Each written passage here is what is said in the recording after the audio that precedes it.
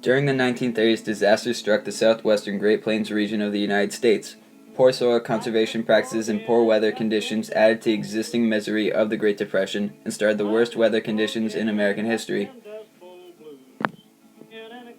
Farmers, by excessively plowing, created a fine layer of topsoil or dust. This dust was carried all the way to cities like Chicago, even cities in the east like New York and Boston. According to the Library of Congress website, it states, the land became increasingly bare and strong winds found naturally in the Great Plains began to literally blow the land away.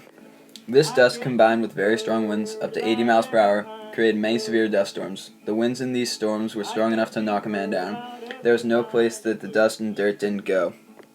Black Sunday was on April 14th, 1935, and it was the first storm of the Dust Bowl. The Dust Bowl lasted until 1938. By 1935, families had grown accustomed to living in the storms.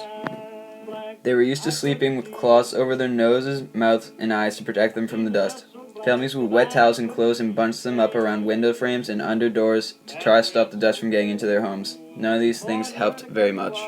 According to The Dust Bowl by Therese DeAngelis and Gina DeAngelis, people hunkered down in their houses, stores, wherever they could, and listened helplessly to the howling wind and blowing dust. From the book The Worst Hard Time by Timothy Egan, the horrifying effects of the Dust Bowl were described. A profusion of bugs appeared. Insects bred and hatched through months that normally would have killed a generation in colder, wetter years. They emerged in huge numbers. Centipedes crawled up drapes, over floors, buckets of them. Imagine living where dust covered your house, got in your food, winds knocked you down, and bugs filled your house. The effects of the Dust Bowl was the devastation of farmlands and farming families in the Great Plains. The Okies were devastated the most. 15% of people in Oklahoma migrated west to avoid the storms. About 500,000 people were homeless because of these great storms. It was said by a Kansas preacher, "The land just blew away. We had to go somewhere."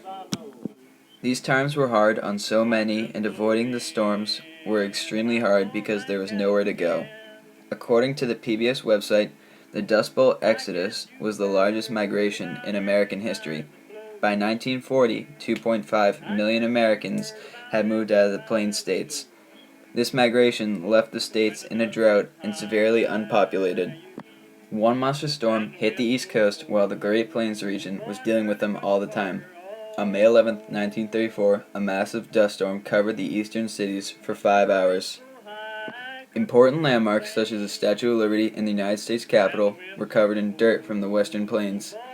But for citizens of the East Coast, life carried on. Not much changed except for the fog of dust in the air.